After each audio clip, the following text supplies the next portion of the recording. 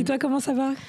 Super, écoute, ça va. C'est une période avec beaucoup d'intensité pour les équipes. On accompagne beaucoup de familles, donc très concentré, beaucoup d'énergie à donner. Mais l'équipe va bien. Ils sont formidables. Franchement, ils assurent. Donc, j'aime bien cette période. Tu vois, je me sens à la fois dans l'intensité que j'aime, mais dans le flow aussi. Super. Alors justement, pour nos auditeurs, on va un peu dire les équipes de qui tu parles. Aujourd'hui, je reçois Clémentine Piazza. Tu es CEO et fondatrice de In Memory. Raconte-nous un peu ce que fait In Memory. Alors, In Memory, c'est une société de pompes funèbres. Donc, notre métier, il est double. Notre première mission, c'est de soulager la famille de toutes les démarches à réaliser pour permettre que les obsèques aient lieu. Donc, on organise tout le parcours des funérailles en fonction de ses volontés. Et notre deuxième métier, c'est l'hommage. Donc, c'est au sein de ce parcours de comprendre qu'est-ce qui est juste par rapport à leur rite, leur histoire, qui était le défunt, pour que l'adieu soit signifiant, ressemble à leurs proches, qui se sentent alignés complètement avec ce moment pour aussi pouvoir le vivre pleinement. Vivre la tristesse, vivre la reconnaissance, vivre la chaleur humaine, enfin toutes les émotions qui s'invitent dans ces moments tellement particuliers d'adieu. Et voilà, donc on a ces deux jambes de soulager et d'être vraiment le partenaire de confiance pour que tout soit fluide, et aussi l'écoute attentive, la compréhension des besoins parfois même non formulés pour que ce soit à la hauteur de la vie vécue. Je suis particulièrement touchée de te recevoir aujourd'hui sur le podcast 108 milliards. On s'est rencontrés il y a quelques mois et je t'ai partagé à quel point le thème de la mort était très très important pour moi. J'avais déjà fait quelques épisodes où j'étais seule et où c'était des épisodes assez courts où j'avais relaté les funérailles de ma mère. Mais je savais que j'allais y revenir à ce thème. Et justement, l'idée là dans la saison 3, c'est de faire des séries sur des sujets précis. Et j'ai décidé de faire une série sur la mort. Et pour moi, ça comptait qu'on fasse le premier épisode de cette série avec toi. Pourquoi ? Parce que quand on s'est rencontrés, que tu m'as expliqué ce que tu faisais, comment tu le faisais, comment tu y étais venu, j'ai eu l'impression qu'on se connectait à double titre. J'ai l'impression que la Mounia start-up, la Mounia qui veut réinventer, qui veut dépoussiérer certains marchés, rencontrer la Mounia plus, je sais pas si c'est plus spirituelle ou en tout cas plus connectée à ce thème qui pour moi est fondamental et qu'on ne traite pas assez dans nos sociétés. Donc merci d'être là, ça me touche. Merci, j'ai ressenti ça aussi quand on s'est rencontrés. Et c'est vrai que c'est aussi ce que je ressens au quotidien. C'est assez incroyable d'être dans cette fréquence de la construction, du pragmatisme, de l'entrepreneur.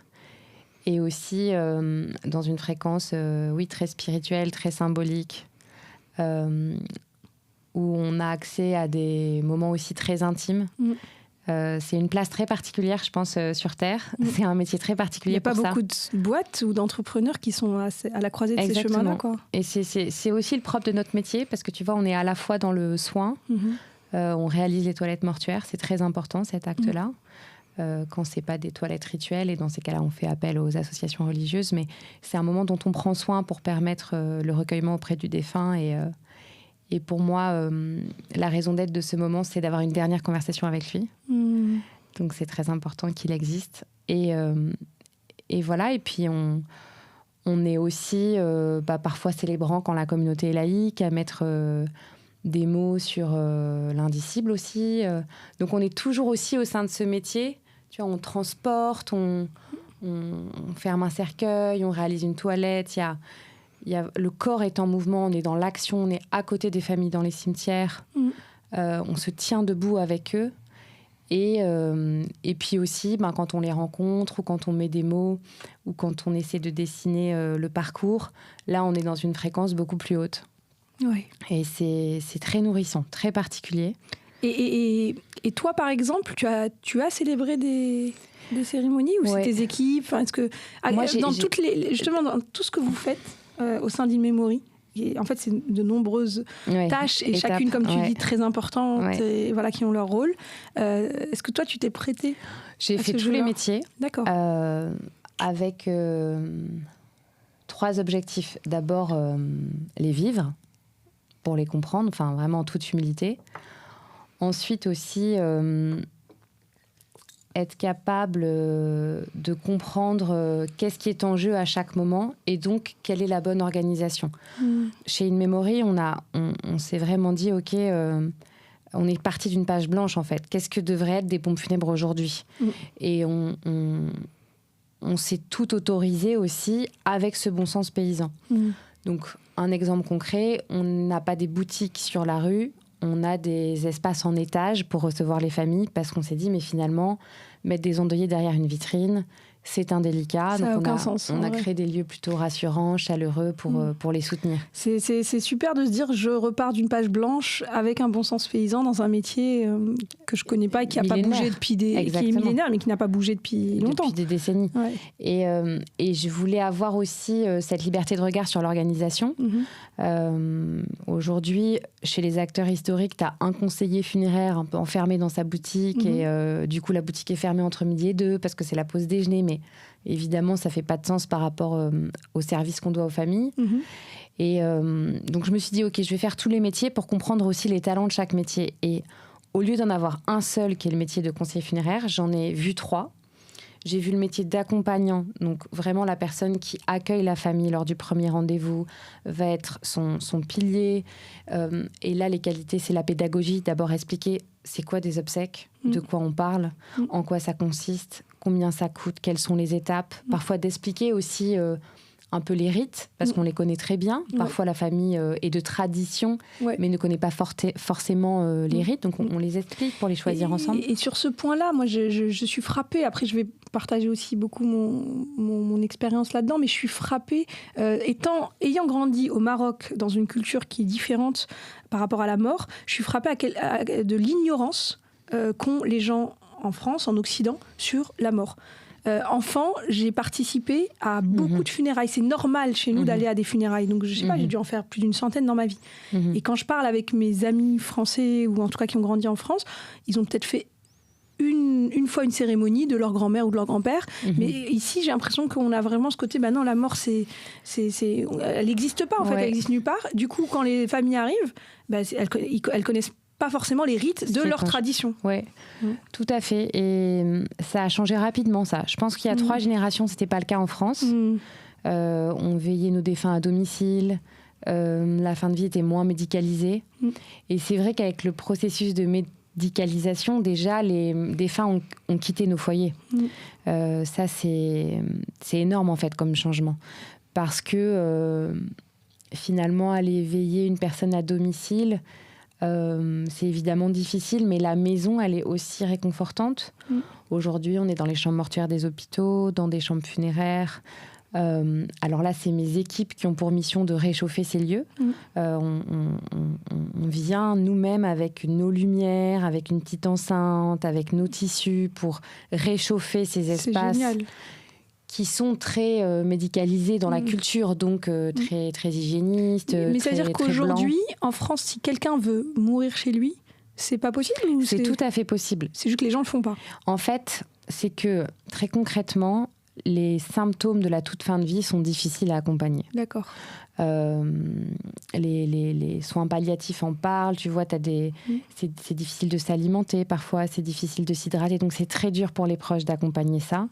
Et donc, même si c'est ton souhait, à la toute fin, le médical intervient pour, c'est pour aider, quoi, parce que c'est pour la gestion de la douleur aussi, tu vois, donc je comprends ça, c'est simplement que le retour à domicile n'est pas toujours facilité. Nous, on autorise les gens à le faire. Alors, c'est étrange de cette formulation, mais on leur dit, mais c'est possible. Oui, en fait, c'est votre choix. Tu leur dis que c'est possible. Exactement. Ça, c'est énorme. Exactement. Notre métier, c'est souvent ça. Parfois, les gens nous disent, mais est-ce que vous pensez qu'on peut faire ça ? Si c'est votre choix, c'est possible. Et on sera là pour le réaliser. Donc, il faut le dire. Alors après, dans les grandes villes, c'est pas simple. Les appartements sont petits. Les gens ont besoin de passer. Je veux dire, c'est pas difficile, c'est pas facile d'avoir un défunt chez soi. Tu vois, il y a Donc, en fonction des villes, pour l'avoir vécu, c'est des moments pas faciles du tout, extrêmement difficiles. Mais tellement riche à vivre. Enfin, ça revient même à se dire, est-ce que notre vie, c'est de vivre des trucs faciles et confortables? La coach que je suis, ne souscrit pas à ça. Donc, et si on revient du coup, donc les différents talents, donc tu dis, donc il y a le métier d'accompagnant qui est vraiment pédagogue et autorisé. Exactement. Si vous voulez qu'on fasse comme ça, on va faire comme ça. Tout à fait, c'est lui qui joue ce rôle-là. Et lui, il est épaulé. Ça, c'est un métier que j'ai créé par un régisseur. D'accord. Notre métier, c'est aussi de l'événementiel d'urgence. Bien sûr. Donc, tu as la pédagogie, la connaissance du risque, l'écoute, mais tu as aussi la gestion projet. Parfois, on doit acheter une concession en 4 jours dans un cimetière parisien.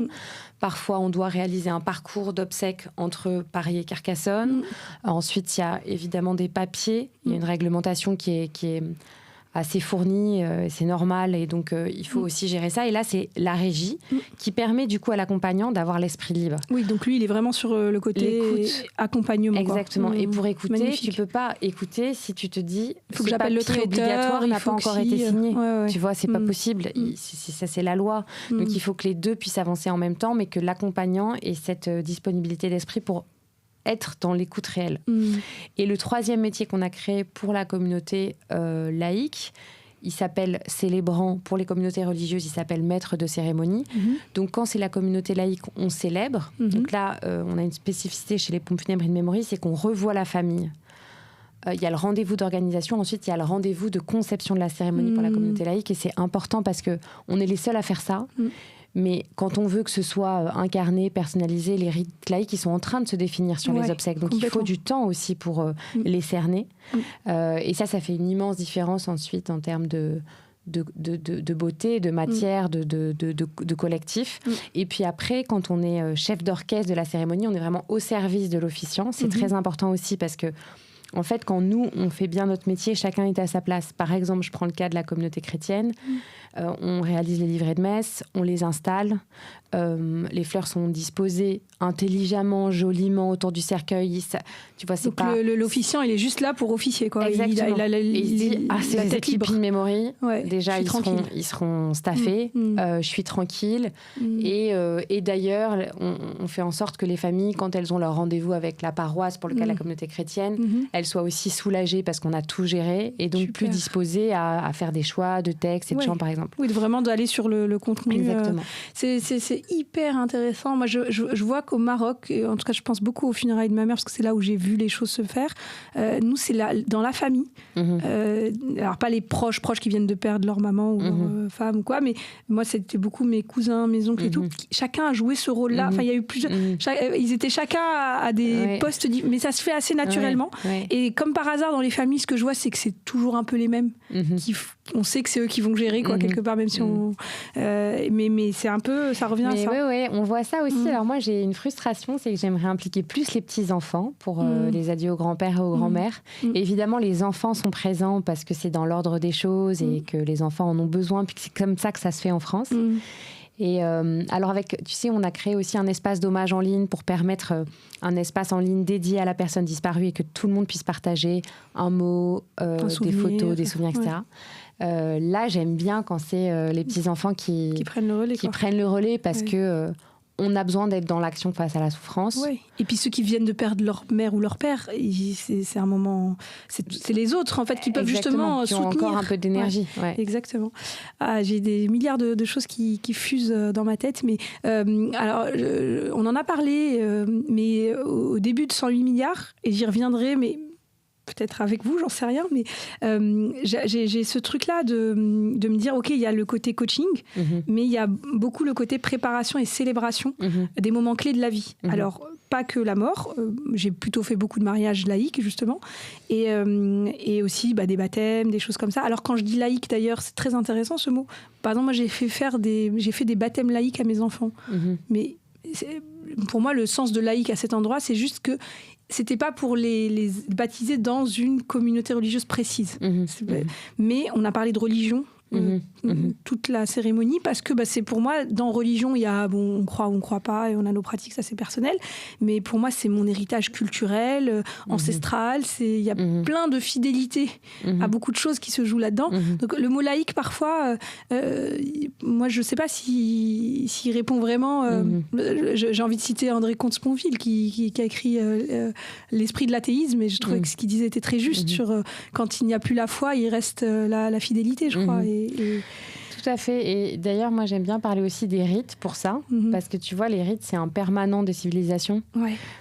C'est pour ça que ça nous rattache à ce qu'on a été il y a si longtemps, à nos cultures, à nos traditions. Et le rite funéraire, il existe depuis que la première civilisation existe. En fait, c'est même ce qui nous a fait identifier la date de la première civilisation, c'est l'accomplissement de rites funéraires. C'est ouf.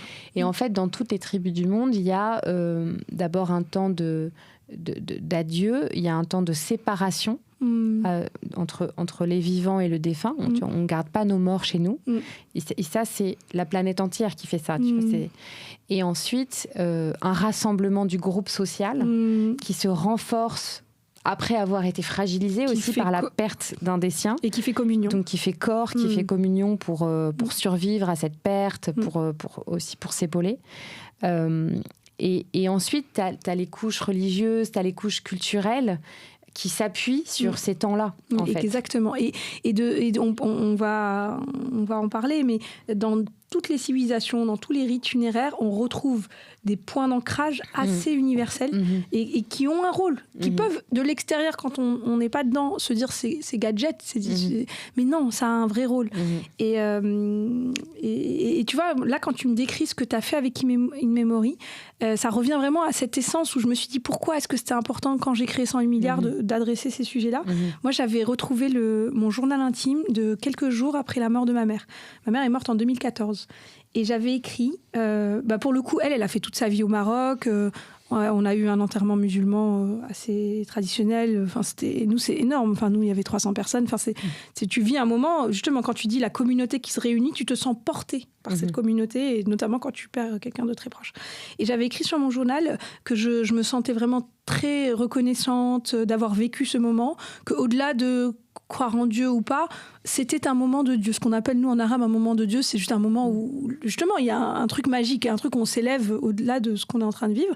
Et après, j'ai écrit, et moi, qui ai choisi de vivre en France, qui ai choisi de faire ma vie plutôt de manière, justement, laïque et à la française, il sera comment mon enterrement ? Ça n'aura aucun sens si je meurs à 90 ans à Paris, de me rapatrier au Maroc et de me faire ce qu'on a fait pour maman. Et en même temps, il faudra qu'il y ait du Maroc et de l'islam dedans, car ça fait partie de moi. Et j'ai conclu par, celui qui organisera mes funérailles, il aura intérêt à être créatif s'il veut faire un truc qui a du sens. Je m'en fous, je serai plus là. et je retombe sur ça, donc plusieurs années après, au moment où je suis en train de créer 108 milliards, et j'ai évidemment pleuré en lisant ça, et en me disant, mais c'est pas possible, en fait, il y a tellement de gens dans mon cas. Il y a encore pas mal de personnes qui peuvent s'autoriser à prendre l'autoroute de nos traditions traditionnelles, mais il y en a plein qui peuvent même plus, pour qui ça n'a pas de sens. Et même quand tu peux, faire des funérailles qui te ressemblent. Merci de dire ça, parce que nous, c'est ça notre métier. Ouais. Et tu vois, parfois, tu sais, souvent, ce qui fait les journalistes sur les rites funéraires, ils s'intéressent aux formes originales de cercueils, aux cercueils qui arrivent tirés par une petite charrette avec des chevaux, tu vois. Mais en fait, et souvent on m'interroge sur mais qu'est-ce qui change ? Apparemment, les gens veulent beaucoup plus d'originalité. Parlez-moi de l'ultra-personnalisation. Alors d'abord, le rite funéraire, c'est un permanent de la civilisation, et on cherche plutôt à s'y rattacher qu'à partir très loin dans l'originalité, ce qui peut être un besoin à d'autres moments de la vie. Tu vois. Et d'ailleurs, même les gens, ce que j'ai aussi constaté en France, c'est que même les gens que je connais qui sont très très laïques ou même athées, etc., s'il y a un endroit, c'est le dernier boulon qui saute, c'est le rite funéraire. Ils reviennent à leur tradition ancestrale au moment du... Parce que c'est vrai. Et d'ailleurs, quand on lit les textes de grands auteurs athées, il y a quand même toujours une présence... En fait, le rien est assez difficile à concevoir quand on fait face à à la perte, c'est sûr. Et du coup, en fait, en revanche, ce qui change, c'est ça. C'est la mixité des familles, c'est les familles recomposées, c'est accompagner une personne, tu vois, un couple. On a accompagné un couple, le monsieur était juif, la femme était catholique. Lui n'était pas très pratiquant, mais c'était important que ça rejoigne sa tradition et il fallait qu'elle trouve sa place. Donc on lui a expliqué tous les rites pour choisir ensemble. En fait, l'autoroute n'aurait pas été juste. Oui, exactement. De ce qu'elle me dit pour lui et par rapport à elle. Et en fait, de se poser. Alors là, il faut les connaître et les aimer, les rites, parce que c'est important du coup de les raconter avec justesse pour que le choix soit éclairé, tu vois. C'est pareil quand la famille elle est recomposée. Ce qui est dingue dans notre métier, c'est que, enfin moi je parle de famille parce que c'est une famille qui arrive et au sens d'aujourd'hui. Donc il y a parfois eu plusieurs mariages, il y a des frères, des demi-frères, des demi-sœurs et puis bon, en fonction, il y a des oncles et des tantes qui ont chacun leur vie aussi et ça on a un rôle de médiation simplement pour que les gens se parlent ensemble, pas par rapport à des histoires de conflits, parce que c'est un moment de grand apaisement. Oui, comme par hasard, c'est le moment où tous les conflits familiaux passent à la trappe, et heureusement. Mais véritablement. C'est des beaux moments. C'est pour ça que je dis que c'est des moments très difficiles, mais c'est des moments tellement beaux. Enfin, moi, s'il y a eu des moments où je me suis connectée à l'amour avec un grand A, c'est notamment dans des funérailles. Et moi, je trouve que ça nous connecte à notre humanité. Mais de ouf. C'est vraiment ça qui est en jeu, quoi. C'est l'humain redevient humain. Les gens sont en vérité. Parce que quand la mort est là, il y a plus que ça. Ouais, on enlève les déguisements. Et d'ailleurs, on se parle on se comprend hyper bien grâce à ça, hyper vite. Parce que tu vois, quand tu y penses, on rentre dans une famille qui nous confie son proche. Enfin, moi, je me sens honorée d'une confiance immense. Tu vois, ils nous confient leurs proches. Et ensuite, ils nous racontent pour qu'on en fasse quelque chose. Et ils nous racontent leur histoire, quoi. Et on ne se connaissait pas. Alors, c'est une grande saveur du métier, parce que du coup, il y a une reconnaissance ensuite qui est immense de la part des familles, qui est à la hauteur de cette proximité qui est créée face à l'urgence, face à la souffrance. Mais c'est assez incroyable. Et voilà, pour revenir à ce que tu disais, en fait, la personnalisation, la nuance, c'est quoi le rite funéraire d'aujourd'hui ? C'est justement de faire le lien entre notre façon de vivre, nos traditions, l'évolution de la famille. Justement, quand tu es entre deux pays, par exemple, ça, on l'accompagne beaucoup aussi. Tu vois, il y a les parents qui sont dans le pays d'avant, de leur histoire. Il y a l'enfant qui a fait toute sa vie en France. Il faut recréer aussi des îlots, tu vois, où tu te sens bien. Parce que, il faut planter l'encre ici, maintenant, et ton attache. Et ça, c'est passionnant pour nous, c'est ça le métier. Et pour moi, ce métier, il arrive au moment de la mort. Et franchement, je ne sais pas comment te dire à quel point je suis contente qu'une mémoire existe, mais même là, depuis tout à l'heure, tu parles, et je me dis, mais j'espère que ça va devenir une boîte énorme ou qu'il y aura plein d'in-memory, parce que ça n'a pas de sens de faire autrement que ce que vous faites. C'est hyper important. Mais je trouve que même avant la mort, et c'est là où je trouve que pourquoi je voulais faire une série sur le podcast sur la mort. Alors désolé aux auditeurs qui disent ah non, c'est boring ou c'est triste ou c'est déprimant. C'est hyper important, ça fait partie de la vie. Parce que bien avant la mort, le fait qu'elle soit absente de nos discours fait qu'il y a plein de choses auxquelles on ne se prépare pas et qu'on ne sait pas. Et discuter de la mort avec des gens qui l'ont vécu, qui vont le vivre, etc. Par exemple, alors que je viens encore une fois d'une culture où c'était beaucoup plus présent, il y a une conversation qui a eu lieu peut-être 2 ou 3 ans avant que ma mère décède, elle était déjà malade, avec une de mes amies. Il se trouve que nous, au Maroc, quand on a un enterrement en tout cas, mais je crois que chez les musulmans c'est sûr, et je crois que chez les juifs c'est exactement la même chose, enfin je suis pas sûre, mais chez les musulmans, le jour de la mise en terre, les femmes n'y vont pas, c'est-à-dire qu'on est tous dans la maison, on fait sortir le cortège et les femmes restent à la maison et les hommes vont enterrer. Et une de mes amies 2 ans avant m'a dit mais Mounia, moi quand j'ai perdu ma grand-mère en fait j'y suis allée. Et heureusement, parce que ça m'a aidée et que c'est des conneries. C'est des conneries, je respecte, chacun fait comme il veut. Mais elle considérait que c'était des conneries de ne pas y aller. Et que si on ne l'avait pas prévenue, qu'elle-même, quelqu'un lui avait dit « vas-y si tu le sens si on ne l'avait pas prévenue, sur le moment, tu es en train de vivre ton truc, tu fais comme tout le monde, en fait, tu ne poses pas de questions. Et le fait qu'elle ait planté cette graine dans ma tête 2 ans avant a fait que moi, quand ma mère est morte, j'y suis allée. Et je me souviens, et j'étais très déterminée, je savais ce que je voulais. En plus, je viens d'une famille assez cool, personne m'a machin, mais je me souviens que j'ai dit à mon cousin qui organisait, à qui je fais un gros bisou, à Saïd, je lui ai dit, écoute, en fait, pour moi, c'est inenvisageable que je ne sois pas là à la mise en terre. Il m'a dit, ok, mais on va pas, faisons discrètement. Ils sont allés quand même faire la prière à la mosquée, les hommes. Nous, on était à la maison. Il m'a dit, je repasse devant la maison, tu viens avec moi. Et ma tante et la meilleure amie de ma mère sont venues avec moi, on n'était que 3 femmes. Et en fait, c'était tellement... moi, je sais que j'ai vu mon père et mon frère mettre le cercueil de ma mère, c'est eux qui l'ont fait. Mais c'était un moment tel... Mais bien sûr, c'est un moment... Et même, on reparle après avec les conflits, les machins. Même dans les moments, entre guillemets, où je peux avoir des conflits avec mon père et mon frère ou quoi, mais ce moment-là, il a scellé un truc tellement fort. Et si je l'avais pas vécu, qu'est-ce que... après, j'aurais survécu, évidemment, mais dans le moment de deuil, dans le moment de... C'est trop important. Et j'aurais pas pu même avoir l'idée, comme tu dis tout à l'heure, on autorise les familles.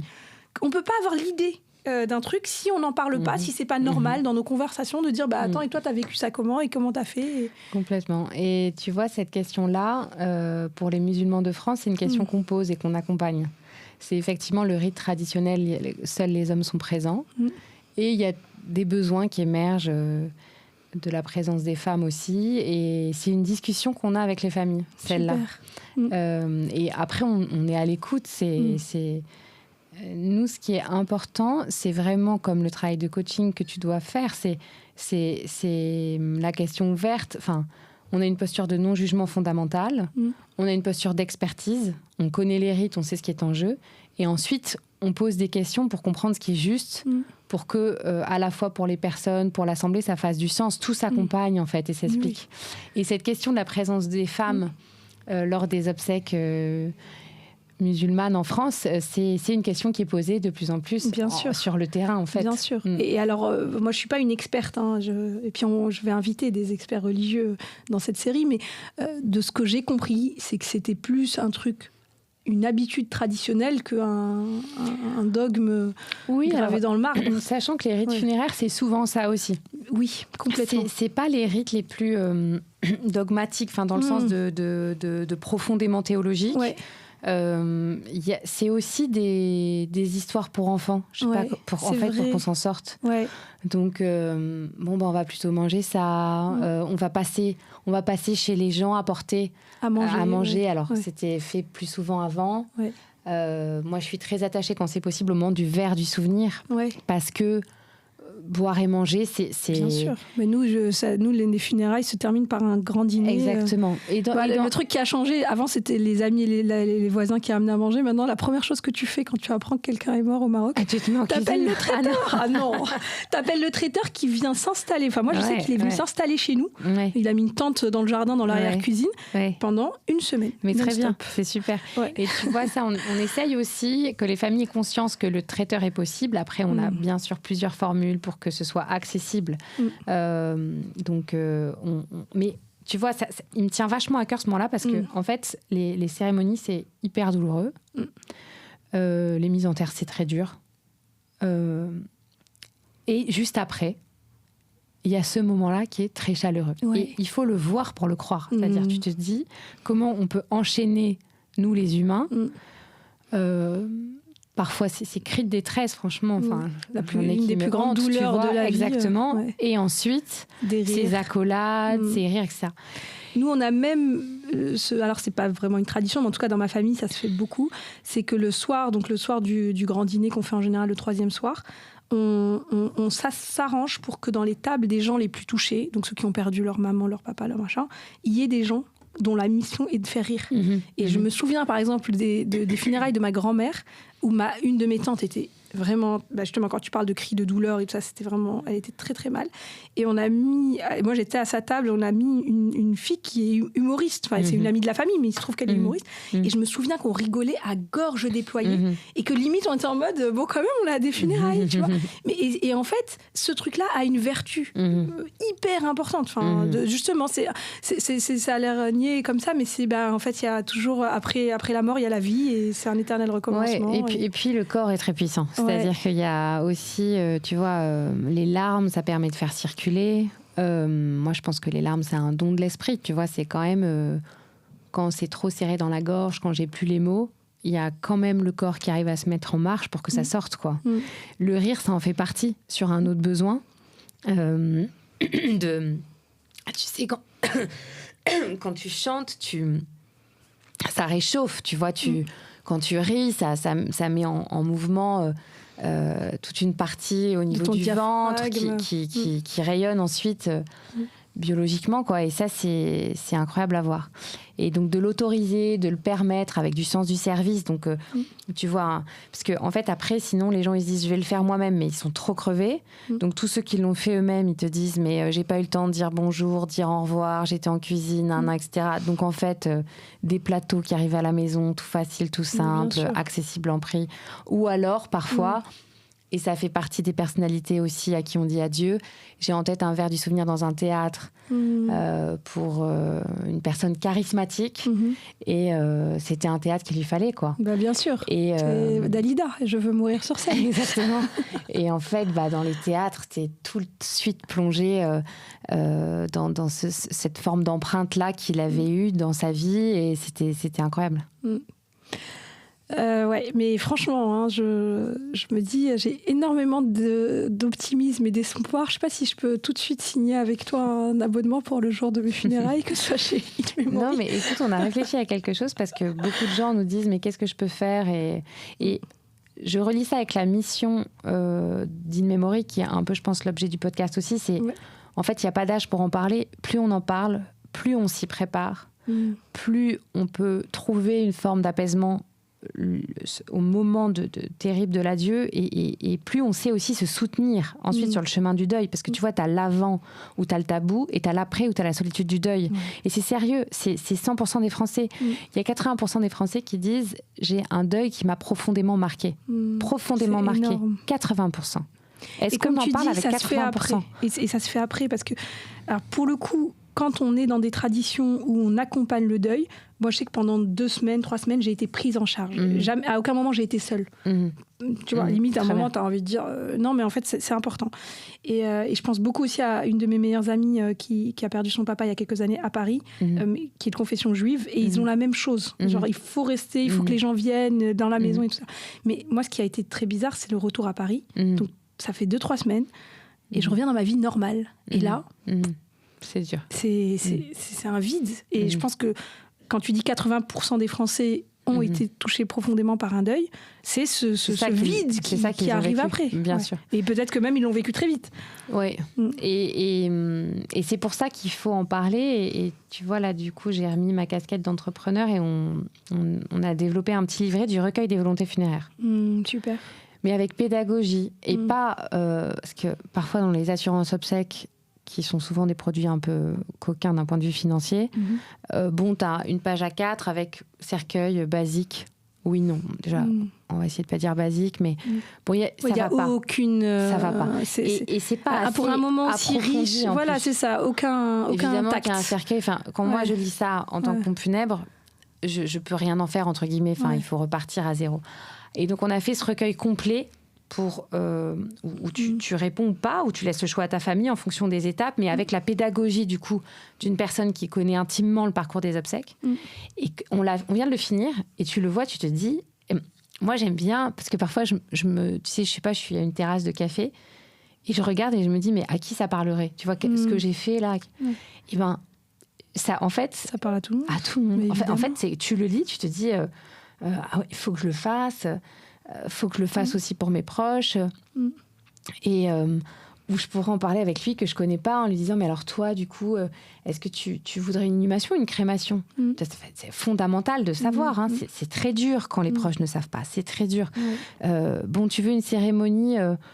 voilà ce que tu dis. Là, j'ai une amie, elle me dit, mais du coup, j'en ai parlé avec mon conjoint. J'étais sûre qu'il voulait un rite laïque. Il m'a dit qu'il voudrait passer à l'église. Ah ben voilà. Et c'est des moments. Ouais, alors qu'elle le connaît très bien, qu'ils ne se sont pas mariés à l'église. Mais heureusement que j'en ai parlé. Puis on s'est dit qu'est-ce que ça voulait dire passer à l'église. Parce qu'après tu peux aller dans le détail. Est-ce que c'est une bénédiction ? Est-ce que c'est une messe ? Les deux ne veulent pas dire la même chose. Elle est de tradition juive, mais elle voudrait un moment laïque aussi. Tu vois, mais c'est justement la complexité d'un humain. Et c'est là, parce que je trouve que dans ce on s'est un peu séparés de nos autoroutes traditionnelles et on a jeté le bébé avec l'eau du bain. Et alors qu'en fait, aujourd'hui, ce qui se passe, c'est qu'on est des êtres humains beaucoup plus complexes. Tu parlais de familles recomposées, tu parlais de gens de diverses cultures, de diverses origines religieuses. Et en fait, dans ce moment qui est fondamental pour le défunt et pour ceux qui restent, est-ce qu'on embrasse cette complexité et on en fait quelque chose de Et quand tu dis on a jeté magnifique. tout avec l'eau du bain, je suis d'accord parce que notamment sur le deuil, tu vois, on ne sait plus quand est-ce que ça fait 1 an que la personne est morte. Mais cette date... psychologiquement, je veux dire, tous les experts de l'accompagnement psychologique s'alignent pour dire elle est dure, c'est un peu un coup de batte de baseball dans les jambes, c'est un retour, quoi. Et on le sait tous, et on la connaît plus la date. Alors avant on portait le noir et on arrêtait de le porter à cette date, et ça c'est assez commun à toutes les communautés. Est-ce qu'il faudrait que ce soit comme ça aujourd'hui ? Je sais pas, sans doute qu'il faudrait inventer quelque chose, mais est-ce qu'aujourd'hui on a encore besoin d'un pins qui dit là ça fait 1 an, pour que la communauté qui n'attend que ça, la communauté pas au sens religieux, au sens du groupe social, les amis, tout ça, envoie un mot.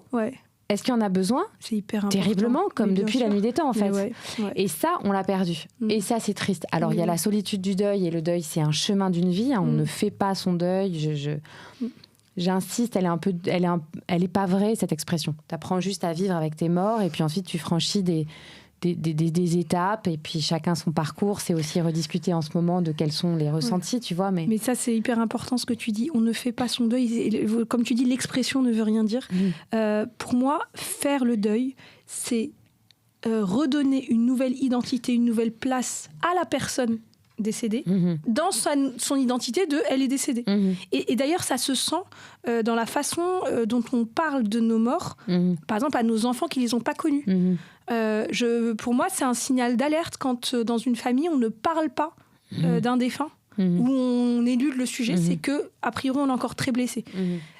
Moi, j'ai vraiment essayé, même des moments où c'était pas forcément simple, de parler à mes enfants de leur grand-mère. En fait, leur grand-mère, elle existe. C'est juste qu'elle a comme j'aurais pu dire, elle habite aux États-Unis. En fait, elle est décédée. Mais elle faisait ça, elle aimait bien ça. Et puis, si elle était là, elle t'aurait sûrement répondu ça.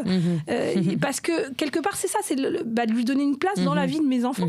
Ils ont une grand-mère. C'est pas genre, tu vois ce que je veux dire ? Complètement. Et en plus, quand tu te mets dans ta tête par rapport à tes défunts. Ça, c'est tout le temps. Je sais pas, moi, je vois du mimosa. À chaque fois que je vois du mimosa, je pense à ma grand-mère qui était dans les Landes. À chaque fois. Et j'en vois quand même plusieurs fois par an.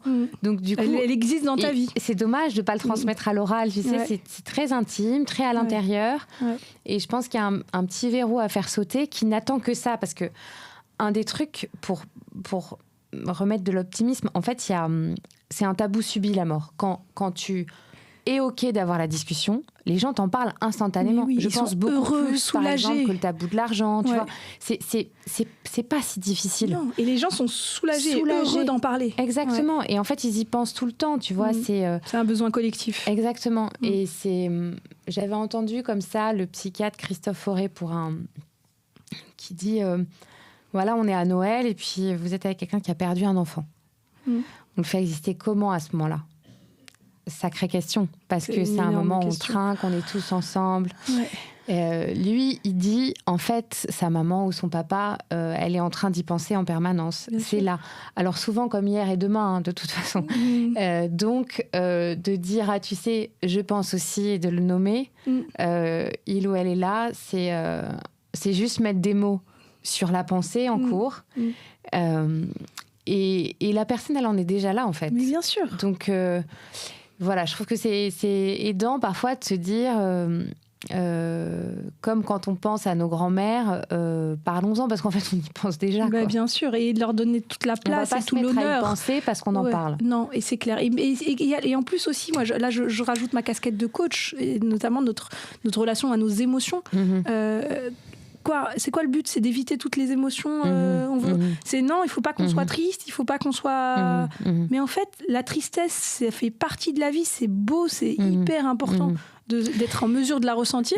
Et donc se dire, je vais éviter certaines conversations ou certaines pensées ou certains trucs parce que ça va me faire penser à quelqu'un qui me manque, pour pas ressentir ce manque ou cette tristesse. Enfin, c'est une aberration, même en termes neurologiques et physiologiques. Et tu vois, je pense que le besoin, c'est le protocole pour permettre la discussion. C'est-à-dire que j'ai aussi parfois des témoignages de phrases indélicates. C'est aussi une réalité quand tu es en deuil.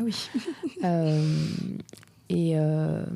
Et ça parcourt le chemin du deuil en entreprise, malheureusement trop souvent parce que les entreprises sont sous-équipées pour cet accompagnement-là. Mais parce que la mort est absente de partout. Donc les gens, ils sont indélicats parce qu'ils ne savent pas. Et il faut des guides blancs de conversation presque, mais comme le co-développement que tu connais parfaitement. Et tu vois, par exemple, si j'ai peut-être un message, souvent quand la personne, elle souffre, on se dit, il faut que je l'aide. Et donc, on veut donner des conseils. L'intention, elle est bonne. C'est hyper gentil de le faire. Mais c'est pas forcément juste. Attendons que la personne nous demande des conseils. Et déjà, de considérer la souffrance en silence, mais dans l'écoute active, donc de manière très engagée en termes de présence. Déjà, en fait, ça met moins de pression. Tu vois, la personne, elle peut parler jusqu'au bout de ce qu'elle ressent. Et ça suffit, c'est énorme en fait. C'est comme tu dis, les cercles de co-développement, c'est ça. C'est juste, t'es là, t'écoutes, et c'est comme si quelque part tu prenais en charge une partie de la souffrance de la personne. Exactement. Mais alors que t'as rien dit. Et justement, t'es surtout pas dans du yaka faucon. Exactement. Et du coup, tu peux être plus concentré sur toi, ton écoute, et ton ressenti. Plutôt que de te dire qu'est-ce que je dois trouver à dire, tu vois. Oui, c'est vrai que t'écoutes pas vraiment parce que t'es en train d'essayer de trouver des solutions à un problème qu'on t'a pas demandé de régler. Exactement. Tu dis là, je dois assurer injonction de conseil. Injonction fausse jusqu'à ce que la personne te demande un conseil. Mais et quand elle est dans son émotion, d'ailleurs, c'est pas le sujet, le conseil. Non, c'est pas le sujet, parce que l'émotion, c'est le cerveau d'avant, le rationnel, qu'elle est complètement habitée par son truc. Et du coup, je trouve que, tu vois, oui, il y a le tabou. Oui, les personnes qui vivent ça sont tout à fait en capacité d'en parler. Mais peut-être éduquons-nous au protocole de l'empathie et de la conversation face à la souffrance.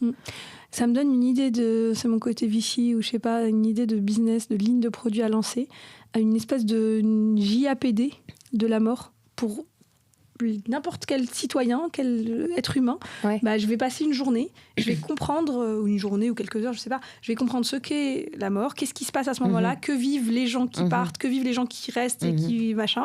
Et justement, un petit côté, qu'est-ce que je dis dans ces moments-là ? Non, en fait, donne pas de conseils, sois plutôt comme ça. Mais je trouve que dans c'est même pas citoyen, c'est plus que citoyen, genre en tant qu'être humain, avoir un minimum de bagage éducationnel sur comment ça se passe quand quelqu'un meurt, quoi. Mais complètement. Et tu vois, Christophe Forest, ce qu'il nous recommande, il nous recommande, je l'ai dit parce que ça peut être utile pour ceux qui nous écoutent, il y a 3 questions qui peuvent faire du sens pour les endeuillés. Il y a comment tu te sens aujourd'hui ? Parce que la question qui disparaît quand tu es en deuil, c'est comment ça va ? Évidemment, si tu as perdu quelqu'un de très proche, les gens ne te posent plus cette question, ce qui est intelligent, parce que, en fait, comment ça va, on sent que c'est plus délicat, et puis en fait, ça va pas. Mais comment tu te sens aujourd'hui ? C'est très différent. Ça apporte une nuance, ça permet de dire moins bien qu'hier, ou mieux qu'hier, etc. En fait, tu te remets dans un tempo de l'émotion, du ressenti. Et elle est très aidante, elle est très soutenante. Souvent, je la recommande aux EHPAD dans lesquels on intervient, qui aussi parfois sont démunis sur la bonne conversation à avoir quand ils reçoivent des familles en deuil. Alors ça me touche parce que c'est des soignants, ils sont là pour les familles, on les a pas formés justement à ce protocole d'empathie ou ce protocole de conversation face au deuil. Et elle leur est assez précieuse, cette question ensuite. La deuxième question que j'affectionne particulièrement, c'est c'était qui pour toi ? Parce que j'ai perdu ma maman, j'ai perdu mon papa, j'ai perdu mon frère. Bien sûr que ça embarque une conscience collective sur tous ces rôles au sein d'une famille. Mais il y a plein de mamans, puis il y a plein d'histoires. Enfin, il y a même autant d'histoires que de mamans. Bien sûr. Donc du coup, qui c'était pour toi ? Ça permet à l'autre de raconter et de remettre... Et de se réactualiser sur cette personne. Proche là, dans la discussion. Et après, il y en a une qui est un peu plus peut-être difficile à poser et pourtant importante aussi, c'est ça s'est passé comment ? Tu vois, le récit, de faire le récit, et la personne choisit le récit qu'elle veut faire. Parfois, c'est de l'annonce, moment évidemment, donc on n'oublie jamais, ou des funérailles, ou de l'après, tu vois. Donc aussi le récit dans sa thérapie, ce qu'on a vu dans l'espace d'hommage in memory, tu vois, c'est vraiment dans les services d'hommage, il y a l'écrit-thérapie, il y a la thérapie du récit, soit de la vie vécue, soit de comment s'est passé le décès. Bon, une question, on est parti pleine balle parce que je pense que c'est un sujet qui nous passionne toutes les deux, mais une question assez simple, c'est comment t'es arrivée à créer une memory ? Pourquoi t'as créé une memory ? Sacrée question. Parce que toi, t'es pas destinée à ça. A priori, quand on voit ton parcours, si tu peux reprendre un petit peu. Oui, non, j'étais pas du tout destinée à ça parce que avant de créer In-Memory, j'étais chez Unibail-Rodamco, donc un grand groupe du CAC 40. J'avais fait mes études à HEC avant. Je m'éclatais en plus. J'ai eu une super jolie carrière. Et j'étais directrice marketing du groupe très jeune, j'allais dans plein de pays, j'avais du management, enfin c'était très épanouissant sur le plan professionnel. Et puis j'ai accompagné ma meilleure amie qui a fait face à un deuil très difficile et du coup j'étais dans l'action pour elle, j'ai organisé les obsèques et donc j'étais un peu en première ligne de l'action. Parce que t'as pas eu le choix. Mon propre deuil, oui. Et puis j'étais dans l'action et c'était pas ma propre émotion, ce qui donne un peu plus de lucidité aussi. Et j'étais là, oh là là, c'est archaïque, quoi. Tu vois, j'avais l'impression d'être dans un peu une autre époque. Pour communiquer les infos sur les obsèques, il faut appeler tout le monde, ce qui n'est pas forcément ce dont on a besoin dans ces cas-là. Tous les messages d'hommage étaient dispersés entre les portables des uns et des autres et les rassembler, c'est beaucoup d'énergie. Il faut connaître le numérique, tu vois. J'étais là, oh là là, pour n'importe quel anniversaire, j'ai une plateforme, une cagnotte, un moyen de laisser des mots. Et là, quand la mort est là, il n'y a plus rien, alors qu'on fait face à l'urgence et que la loi exige que des obsèques soient organisées dans les 6 jours qui suivent le décès, tu vois. Donc c'est comme ça que le service d'hommage est né, en tout cas son besoin. Après, pourquoi tu sautes le pas ? Ça, c'est une autre question, parce que j'étais intimement convaincue du besoin de faciliter les hommages, parce que voilà, je pense que j'ai une personnalité de soignante où, en tout cas, quand quelqu'un souffre, j'ai besoin d'agir. Ça me met en marche. Vraiment, c'est là où j'ai l'énergie, où je peux faire 15 heures de train, appeler 50 personnes pour trouver une solution, tu vois, face à la souffrance profond. J'assure quand il y a la souffrance et c'est des moments que je loupe pas. Je peux en louper d'autres, bien sûr, mais pas ceux-là. Tu loupes parfois les anniversaires, mais pas la souffrance. Ouais, exactement. Non, mais tu vois, je peux ne pas être là un anniversaire et quand il y a une difficulté, je sais toujours trouver du temps. Donc il y a ça, c'est sûr. Et puis après, c'était très intuitif parce qu'en fait, c'était ma vocation, mais il y a une fréquence de vérité. J'ai beaucoup de mal avec le small talk. J'ai appris à parler cette langue étrangère. Donc, ça va, j'assure en cocktail, mais je souffre. Et donc là, avec mes familles, j'ai que cette fréquence. Et en fait, c'est rare de la voir dans la vie. Oui, donc toi, ça te nourrit, en fait, la conversation vraie, sans oripeau, quoi. Et j'aide, et j'adore les histoires. J'adore les rites. J'adore les histoires des rites, vraiment. Enfin, on les aime, ces rites. Enfin, tu vois, le linceul chez les musulmans, je trouve ça magnifique. La toilette rituelle qu'il y a aussi chez les juifs, je trouve ça très beau. C'est vraiment des personnes de l'ombre, tellement nécessaires pour leur rite. Quand le prêtre, il fait le tour du cercueil avec son encensoir pour séparer le mort des vivants. C'est incroyable de savoir qui fait ça pour ça, tu vois. Ou la sobriété aussi tu vois, du protestantisme, il y a le dénuement qui va aussi bien à la mort. Enfin, donc, et ça, c'est aussi une passion un peu intellectuelle et de cœur. Mais en fait, que tu avais avant ou que tu t'es découverte quand tu as démarré ? Que j'avais avant, mais j'ai été intuitive, c'est-à-dire ça m'intéressait, ça m'interpellait. Je trouve aussi la mort tellement mystérieuse, tu vois, inconcevable. Enfin,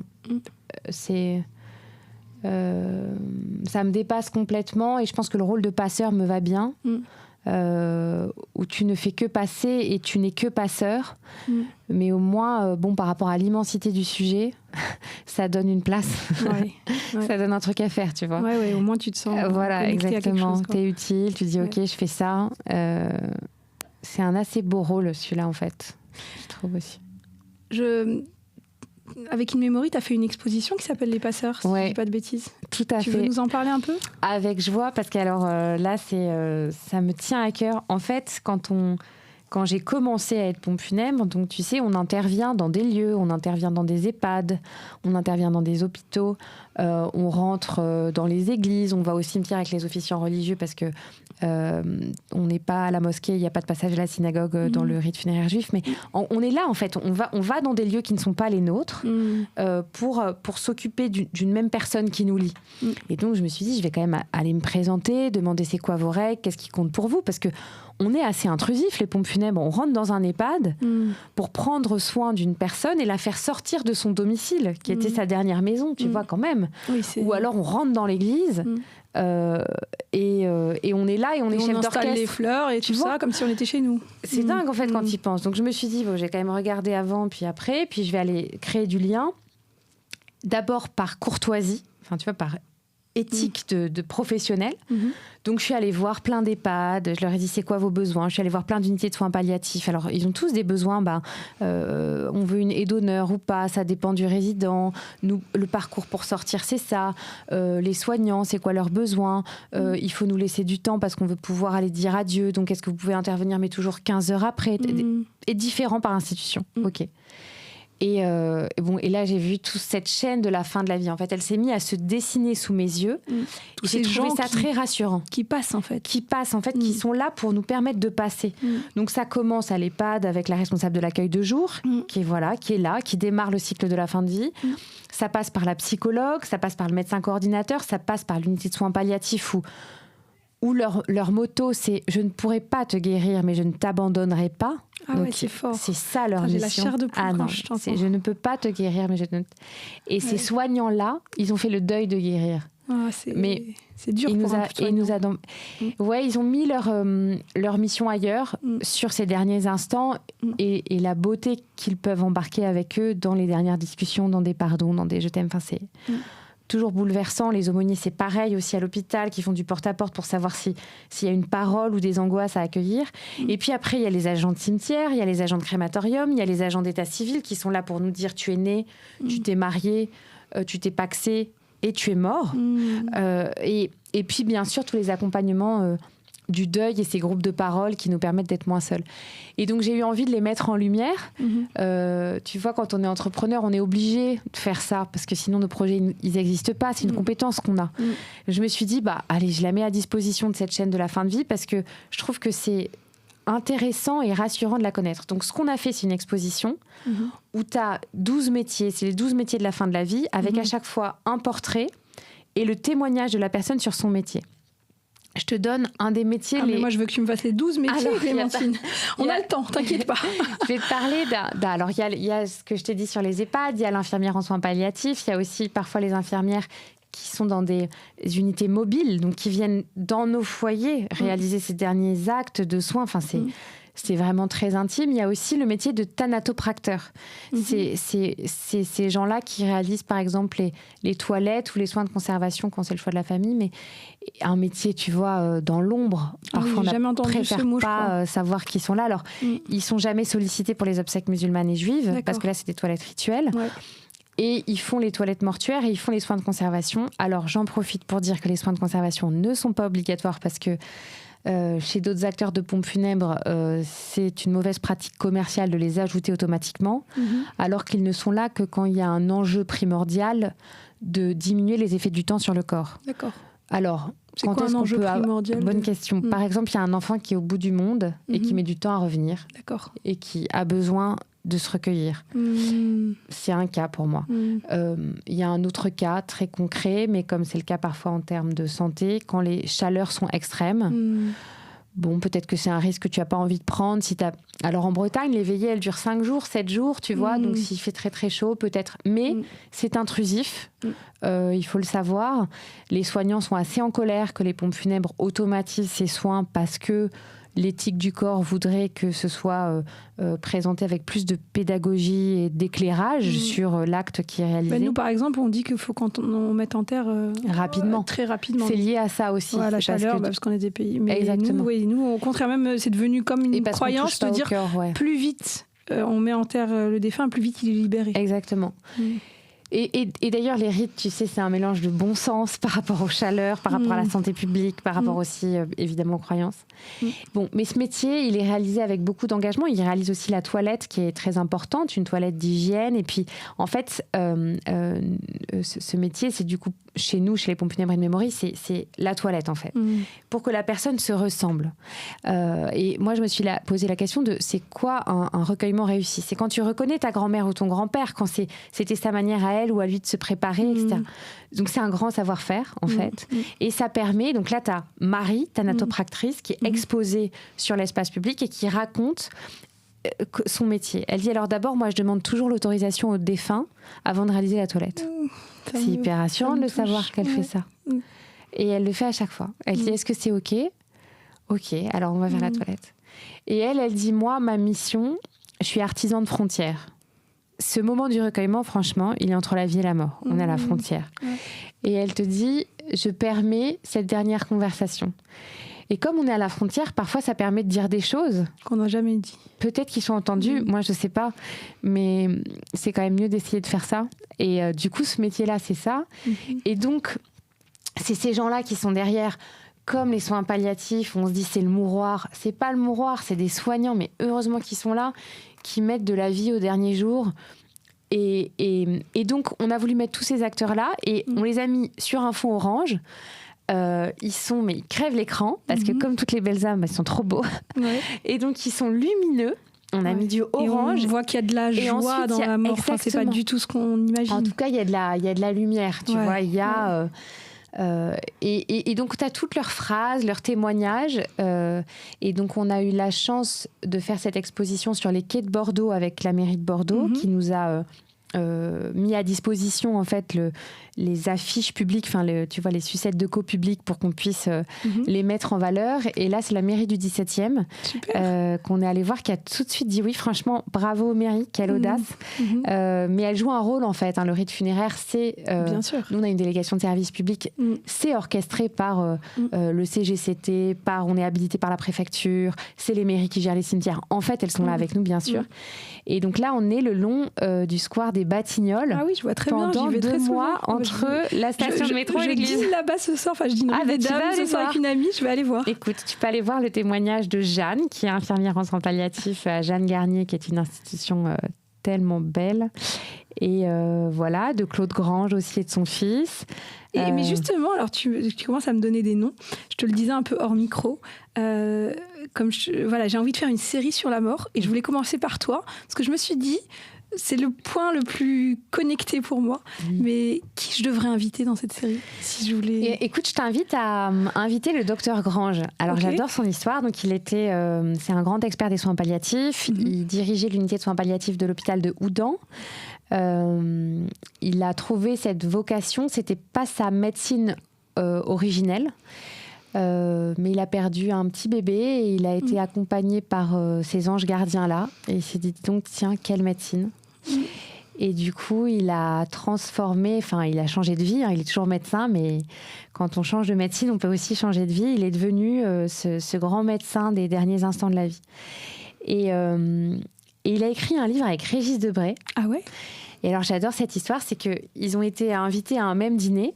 Et donc, Régis Debray lui pose plein de questions, parce que c'est complètement fascinant de l'écouter. Donc, ça veut dire qu'à ce moment-là, Claude Grange ne s'imaginait pas qu'il allait écrire un livre ? Non, pas du tout. Et il disait, je parle, mais voilà. Et à la fin, Régis Debray lui dit, vous devriez écrire un livre. Mais vraiment, c'est important, il faut écrire un livre sur ce que vous faites. Et lui, il dit, mais je ne sais pas écrire un livre. Il lui dit, écrivez et je relirai le truc. Bon, alors, ok. Il raconte, il écrit. Sa femme le relit, elle lui dit bon, franchement, ça fait pas un livre, je crois pas, c'est beau, mais envoie-le à Régis Debray. Et donc Régis Debray le relit et il fait vraiment comme le montage du livre. Il nomme les chapitres, il coupe, il remet dans le bon ordre. Et il lui dit maintenant tu réécris cette partie-là, là tu me complètes, etc. Chef d'orchestre. Et à la fin, c'est devenu Le Dernier Souffle, publié chez Gallimard. Waouh! Co-signé par Régis Debray et Claude Grange. Un grand succès en librairie, comme Vivre avec nos morts de Delphine Orviller, parce que ce n'est pas un sujet si tabou que ça. Les gens en ont besoin. Parce qu'on en a besoin. Et voilà, j'adore sa façon de parler. Elle est pragmatique, comme en médecine, et plein de sensibilité, comme en soins palliatifs. Ça me donne tellement envie de l'inviter. Ça peut J'espère être un qu'il dira super oui. invité pour toi. Monsieur Grange, on vous attend. Ce serait top, ce serait trop bien. Génial. T'as d'autres personnes comme ça à me recommander? Écoute, je pense que c'est important d'inviter les officiants religieux qui sont évidemment en première ligne de ces moments-là. C'est vraiment leur quotidien. Ils organisent 5-6 obsèques par semaine. Je pense que c'est important de se le rappeler parce qu'ils donnent beaucoup. J'avais en tête, moi, mais justement, je me suis posé la question. Je me suis dit que j'allais inviter, évidemment, j'y avais pensé, les officiants religieux des 3 grandes religions monothéistes que je connais bien. Mais est-ce que tu verrais d'autres officiants religieux à part, justement, un officiant juif, musulman? Je pense que les célébrants laïcs, comme on en a... chez In Memory, c'est très important. Hein. C'est 50% des cérémonies aujourd'hui. 50%. 50%, car 60% à Paris. Il y a un vrai besoin. Nous, on a développé vraiment tout un savoir-faire pour que ces cérémonies soient belles et que... alors, et c'est important parce que les crématoriums, c'est pas toujours très chaleureux. Les Parisiens ont accès au crématorium du Père-Lachaise, qui a une très belle salle étoilée. On est aussi chez In Memory à Bordeaux, Nantes, Rennes et Lyon, donc on connaît les lieux de la mort de ces villes. Les crématoriums, c'est pas toujours facile. Donc c'est très important pour nous d'encore plus habiter ces moments-là. Et il y a moins le côté protecteur de la vieille pierre, par exemple, qu'on a dans les églises. Et du coup, c'est magnifique parce que voilà, on est en train de dessiner avec les familles les rites laïques des Français. Qui doivent aussi guérir. Hein. J'ai célébré des funérailles dans le cadre de... Alors, je le fais pas, je le pousse pas trop parce que je suis bien occupée par le coaching, etc. Mais les gens qui me connaissent savent que je le fais un peu et c'est incroyable. C'est incroyable. C'est des moments tellement forts. On a créé une académie. Un jour, je postulerai pour en faire plus, mais je le développerai pas forcément chez 108 milliards. Maintenant que je sais qu'il fait très bien, je postulerai pour bosser avec toi. Et tu vois, on a créé une académie interne pour former au savoir-être d'In Memory. Et on a des modules de formation spécifiques pour les célébrants laïcs avec des formations en prise de parole. Mais bien sûr. Et sinon, les autres conseillers funéraires ne sont pas formés, alors que là, tu vois, ce qui est en jeu, c'est pas du tout le même métier que d'accompagner une famille dans la proximité et la confiance. C'est j'ai face à moi 200 personnes à terre. Enfin, je veux dire, parfois, et donc exercice de respiration, tenir bon, on a des exercices, on a des formations sur des exercices d'écriture pour que voilà, ce qu'on dit soit incarné, passer les relais aussi à ceux qui témoignent et réaliser aussi des gestes d'hommage. Parfois, on peut faire des petites étoiles en origami, je sais pas, 300, recouvrir un cercueil de nature parce que c'est ça qui comptait pour la famille. Tu vois, il y a aussi dans les gestes, bien sûr, des gestes rituels. Juste. Exactement. Et vraiment avec cette idée que c'est pas parce qu'on fait pas un truc religieux qu'on ne va pas avoir besoin de gestes rituels qui, pour moi, sont à l'essence de ce que tu disais tout à l'heure, à l'essence de ce qui fait notre humanité, quoi. Ah bah écoute, peut-être qu'un jour, après, il faut pas que je me lance dans trop de trucs en même temps, mais un jour, je postulerai à l'académie. Mais juste parce que ça m'intéresse, en fait, ça fait plus que m'intéresser. Pour être assez honnête avec toi, mais j'ai ressenti ça dans les moments où j'ai célébré des funérailles, mais aussi dans les moments où j'ai célébré des mariages laïques à chaque fois. C'est comme si j'étais hors du temps, je sortais de mon corps, je regardais la scène limite de l'extérieur. Je sais que la dernière fois que j'ai célébré des funérailles, après j'ai erré dans Paris pendant des heures. Je comprends. Voilà. Et à un moment, à la fin, je suis allée chez mon coiffeur. Il m'a massé très longtemps le cuir chevelu pour que je redescende. Et quelque part, je me dis, je sais pas, il y a une part de moi qui dit, mais c'est ça en fait, c'est pour ça que tu es venue sur Terre. Mais bon, écoute, pour l'instant, je fais une formation de coaching pour l'instant. Mais c'est vrai qu'on navigue dans la gravité. C'est chez In Memory, on a aussi, tu vois, des rituels pour faire circuler ce qu'on a vécu. Moi, c'est important dans le soin à mes équipes parce que voilà, on a des témoignages qui touchent le cœur de l'humanité.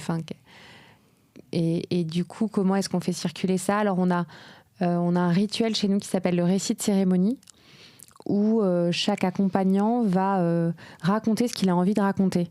Alors, moi, à l'origine, j'avais besoin de connaître ceux à qui on disait adieu. Donc, au démarrage, je suivais de près toutes les cérémonies. Je peux moins le faire maintenant qu'on est dans 5 villes et j'en avais besoin. Je n'envisageais pas qu'on puisse dire adieu à une personne sans que entre nous on s'écrive son prénom, tu vois, et sans que je sache à qui on a dit adieu, parce que ça grandit. Et du coup, on a ce rituel-là et chacun y met ce qui l'a touché. Alors parfois, ça va être un moment un peu de grâce avec les plus proches. Parfois, ça va être un geste d'hommage, une chanson, le verre du souvenir.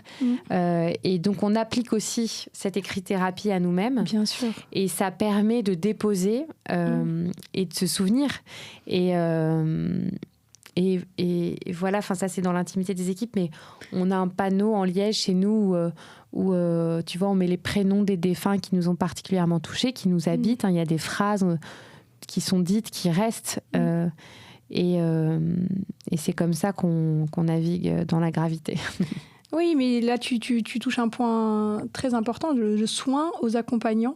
Par exemple, un accompagnant in memory, il fait combien de cérémonies par semaine ? Enfin, c'est quoi le... Il en fait 1 à 2. D'accord.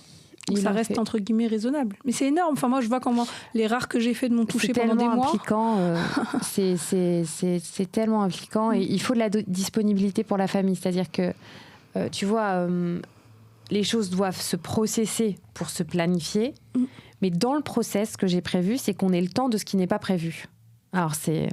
Alors, on va faire un planning RH où on a le temps de ce qui n'est pas prévu. C'est hyper important. Par exemple, d'une famille qui dit le livret de cérémonie, quand c'est un rite chrétien ou laïque, on le fait. Donc, il est magnifique. Ça, je trouve ça dingue. Tu dis, il y a un mariage, il y a des livrets, il y a des obsèques, il n'y a pas de livret.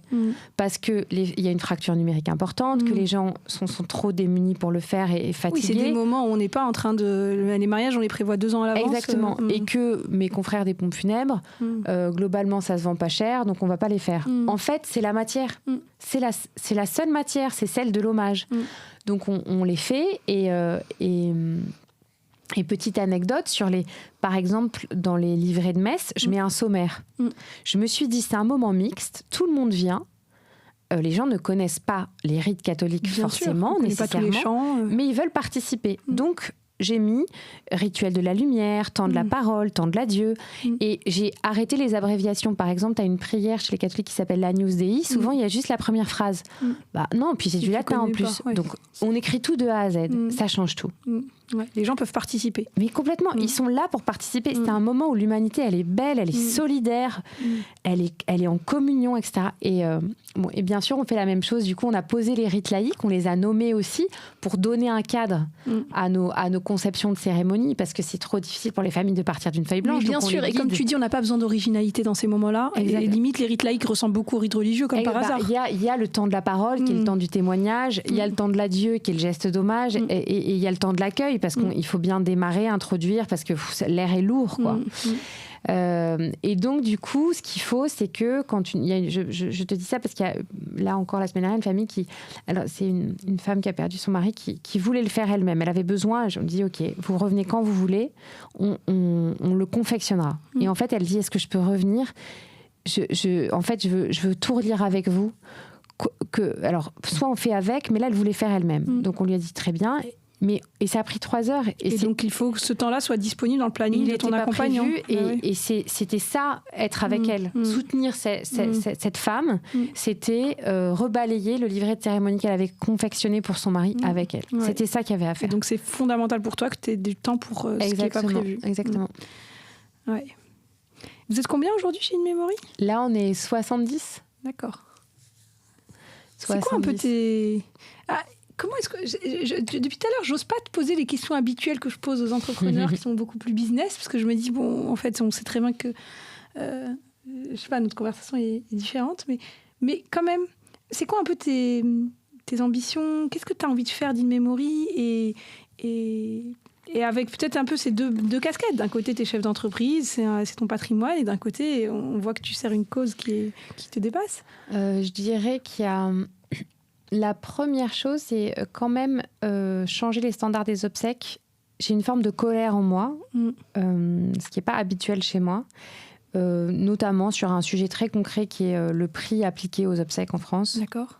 Et de manière très précise, la marge sur les cercueils, qui, chez les 2 grands acteurs historiques, est excessive. Comment ça s'explique ? C'est parce que dans les grandes villes de France, il y a une situation d'oligopole. Il y a 2 acteurs qui ont 100% du marché. Donc nous, In Memory, on offre cette 3e alternative, mais il va nous falloir du temps aussi avant de concurrencer ces empreintes territoriales. Et qui ont plusieurs marques, donc en plus on voit même pas que c'est des oligopoles. Voilà, alors oui, bon, il y a Pompes Funèbres Générale qui est connu, il y a Rock Éclair, après effectivement toutes les autres en fait ça a été racheté dans les villes, 100%, il n'y a plus d'indépendants à part de manière exceptionnelle ou communautaire, mais sinon il y en a pas. Et du coup, qui dit oligopole, dit marge excessive. Et puis dans un moment où les gens sont tellement... Enfin, c'est tellement pas le sujet. Ouais. Et du coup, c'est pas dur de jouer sur la culpabilité des gens. C'est horrible. T'as pas besoin d'être un grand commercial, ça peut se passer assez rapidement. Et aussi une expérience abîmée, parce que de toute façon, il n'y a pas le choix, donc la personne, elle reviendra si elle fait face à nouveau à des obsèques.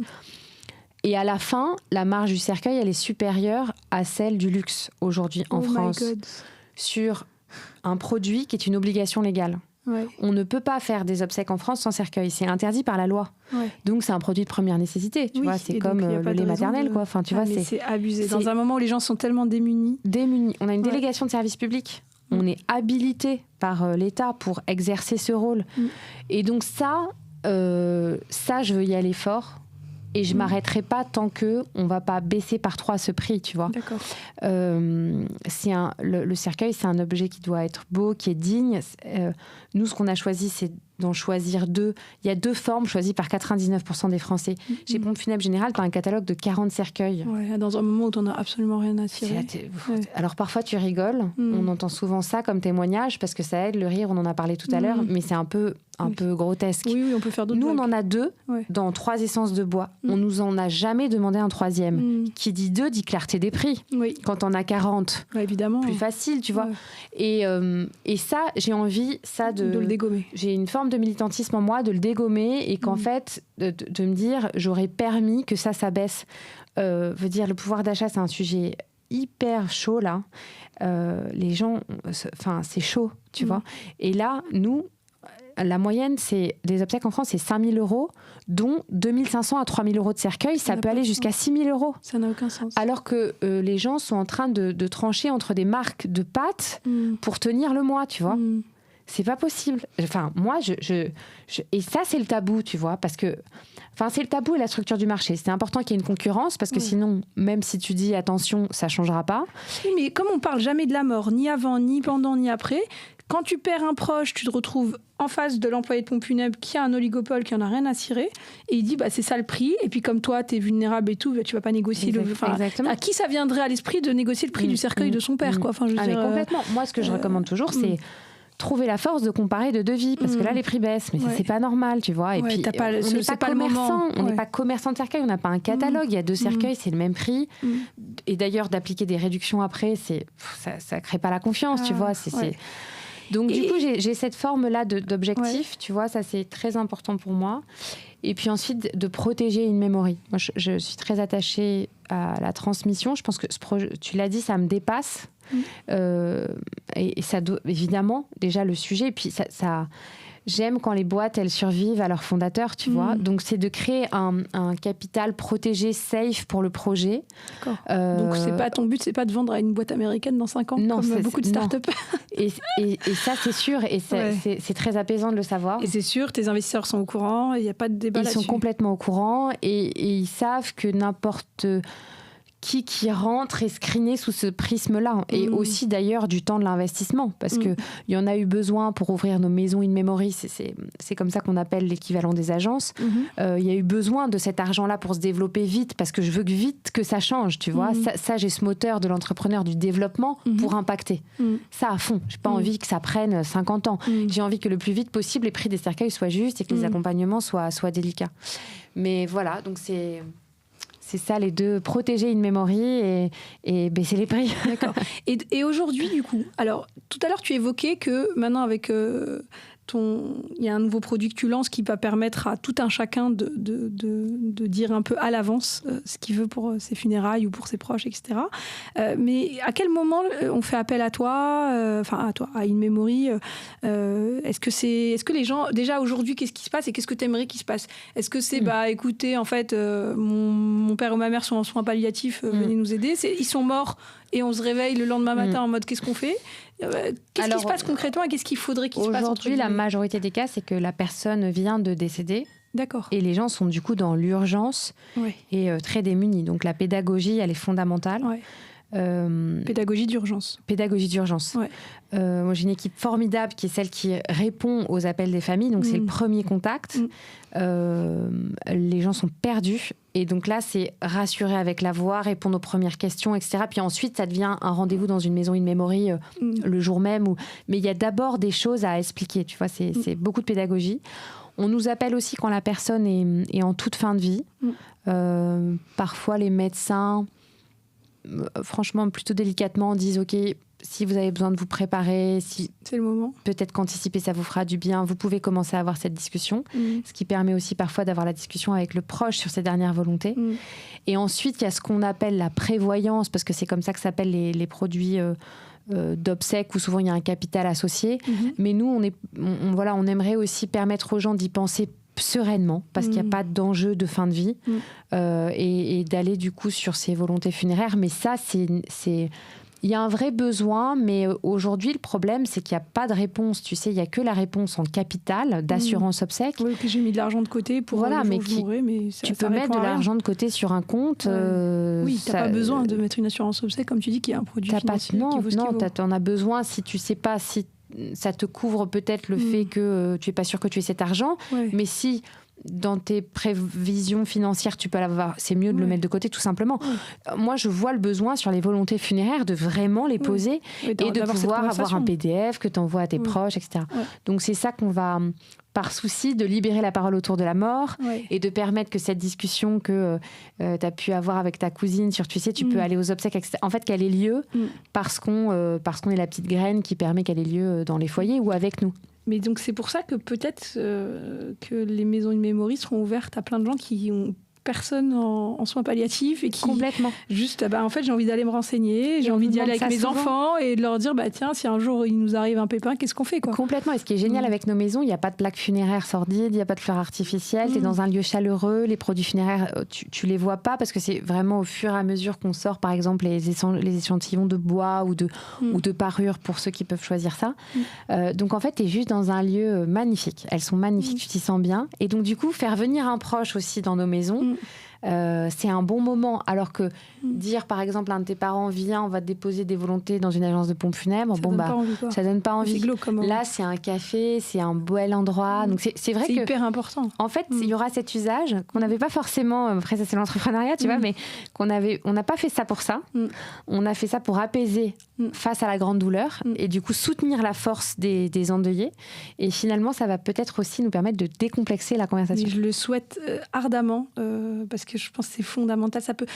En fait, je suis en train de voir à quel point décomplexer la parole autour de la mort va nous permettre de vivre au-delà de ce moment précis qu'on a largement évoqué aujourd'hui. Mais qu'est-ce que ça change en fait dans nos existences si ça devenait normal en fait de faire tout ça. C'est marrant, je ne savais pas que j'allais ressentir autant d'optimisme en parlant de la mort, mais comme quoi, c'est ça qui est chouette. Et justement, peut-être, on touche un peu à la fin de ce podcast. Tu m'as dit que tu partais à midi, on va respecter le timing. Mais avant ça, donc déjà, très concrètement, dans ce que j'entends, est-ce que quand on passe par In Memory, c'est plus cher, moins cher que si on passe par la pompe funèbre du coin très concrètement, voilà, c'est quoi comment les gens vous connaissent déjà pourquoi parce que le problème aussi, c'est ça, quand on est une petite start-up, c'est je perds quelqu'un, comment je vais avoir l'idée d'In Memory? Je savais même pas que la plupart des gens vont dire je savais même pas que ça existait. Bien sûr, c'est tout mon enjeu stratégique d'entrepreneur. Alors, sur les prix, on est moins cher. D'accord. Sur toutes les prestations funéraires à proprement parler. Alors ça, c'est important, c'est-à-dire celles qui sont obligatoires. Tout n'est pas obligatoire, ça fait partie de la transparence dans l'accompagnement. Nous, on y tient beaucoup, mais dans tout ce qui est obligatoire, on est moins cher. notamment le cercueil, j'y reviens parce que c'est plus de 50% du montant chez les autres. Chez nous, en moyenne, ça coûte 1 000 €. Il est très beau, c'est très digne. Et donc, du coup, de fait, déjà significativement... Exactement. Ensuite, on est aussi, je pense, talentueux pour les autres besoins. Je veux un livret de cérémonie, je veux ce genre de composition florale. Est-ce que vous pouvez m'aider pour le verre du souvenir? Donc, sur toutes ces... dans l'accompagnement, tu as bien sûr le cœur du métier funéraire et tu as aussi l'événementiel du moment. Tu vois, comment et le après, personnaliser. Ça, c'est une fonction des budgets et vous avez des partenaires de tous les prix, j'imagine. On a des partenaires et puis on a des grilles à chaque fois et surtout beaucoup de professionnalisme pour que ce soit fait en 48 heures. Parfois, la dernière fois, on a réservé la Maison de l'Amérique latine le 12 juillet à 15h pour 500 personnes alors que tout est booké. Parce qu'en fait, on appelle le directeur qui nous dit « Ah bah non, c'est plein ». Non, c'est pas plein à 15h. C'est plein à midi et c'est plein le soir. Donc on va tout vider. Donc en fait, t'inquiète pas. L'avantage du planning des funérailles, c'est que ça peut être en milieu de matinée ou en milieu d'après-midi. Ouvre-nous tes portes. Bon, ça c'est notre engagement à nous. De trouver. Donc, vous êtes aussi efficace que les traiteurs de Marrakech qui débarquent en 1 heure. On est pas pareil. On est hyper efficace. Et voilà. Alors comment on nous trouve Nous aujourd'hui, ce qui fonctionne, c'est le bouche à oreille. De proche en proche. Il y a aussi ceux qui assistent à nos cérémonies qui sont touchés par le sens du détail, la beauté. Les équipes aussi. On a des équipes jeunes, on a des équipes mixtes. Ça fait du bien. Ça fait du bien aussi de revoir des femmes dans ces moments-là. Et ça, en fait, c'est très vu par l'Assemblée. Donc, il y a le bouche à oreille qui se traduit par les avis Google très naturellement. Donc, quand tu ne connais pas une memory, mais que tu cherches pompe funèbre sur Internet, on a fait ce qu'il faut pour ressortir intelligemment, mais c'est très soutenu par les avis qui sont très lus. C'est un moment où la recommandation compte énormément. Voilà, aujourd'hui, c'est déjà pas mal. On s'appuie sur la parole des familles. Faut vraiment continuer, il ne faut pas lâcher. On est à fond. J'ai vraiment été hyper heureuse de te recevoir. Je suis très touchée. J'ai un autre enregistrement après. Il va falloir que je redescende un peu. Mais merci d'abord de mettre en lumière ce thème avec ta série. Je suis sûre que tu vas passer des moments incroyables avec Claude Grange, j'espère, et avec tous les autres qui sont là aux manettes. Aussi pour les discussions spirituelles que tu pourras avoir avec ceux qui officient. Je suis heureuse pour toi et puis pour ceux qui vont t'écouter, je pense que ça fait du bien. Merci beaucoup. À bientôt. Salut Mounia.